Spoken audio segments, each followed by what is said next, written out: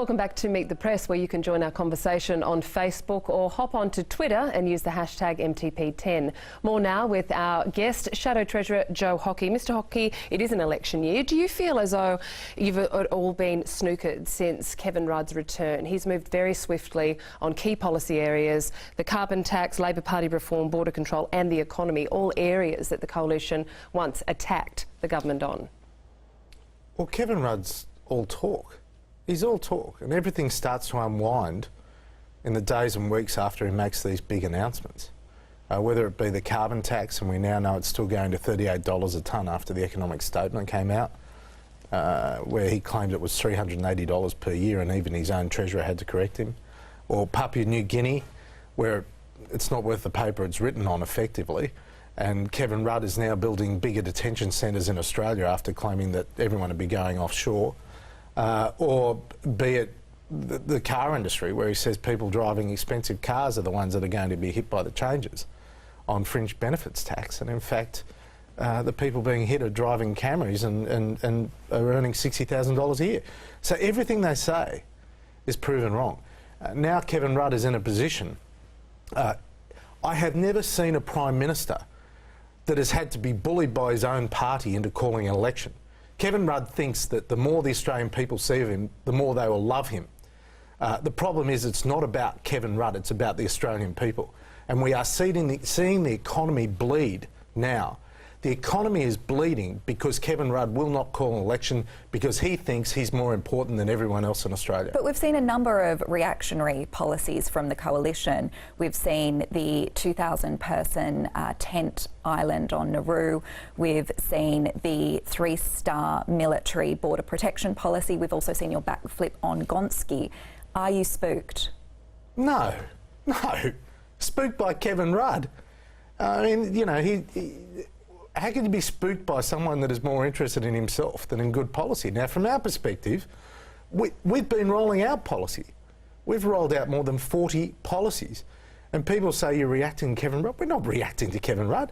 Well, Kevin Rudd is, I mean, you know, he's running around like Kevin Kardashian. He thinks he's a celebrity.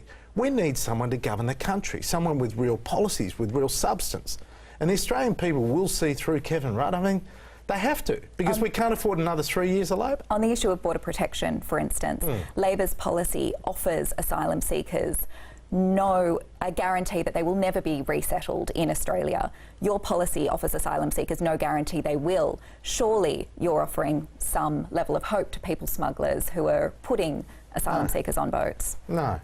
We've said we will turn back the boats where it's possible to do so. Kevin Rudd hasn't said that. Number two, we've said we'll have offshore processing. We're the ones that developed it. We were the ones that built it. Kevin Rudd, version 1, closed it.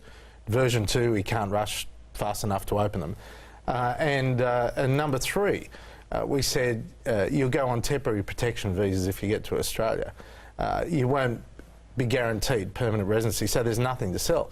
The fact is, Kevin Rudd said people are not going to get to Australia, but they are. We've seen barely a busload of people go to Papua New Guinea now, and the fact is it comes out yesterday that they're building new detention centres in Australia. Why would you build new detention centres in Australia if no one's going to come here? So this is a hypocrisy. Why would you build tents if no one's going to come here? Well, because that's right, they're tents overseas. And that's what we've said. They will go there. They will go to Nauru.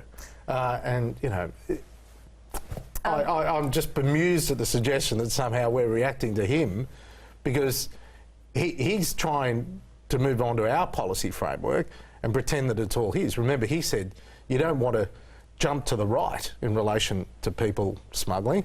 Now he says you don't want to jump to the left.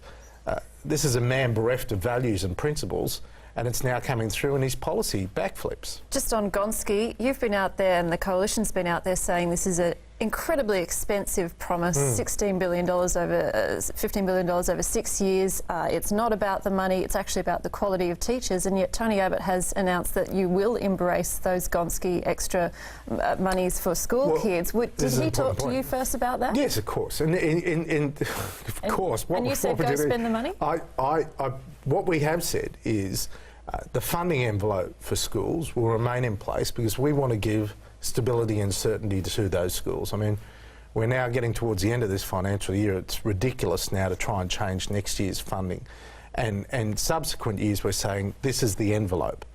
But firstly, let me say, what is being claimed to be Gonski is not Gonski.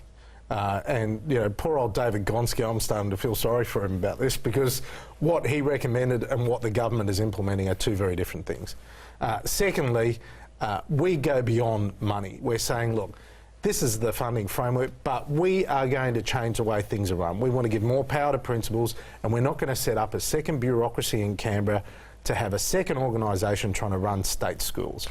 These are big changes, but from our perspective, we want to give funding certainty to the schools. Big changes and some big weeks ahead. Thanks very much for your time this morning, Thank you. Joe Hockey. Great to be here. Thank you.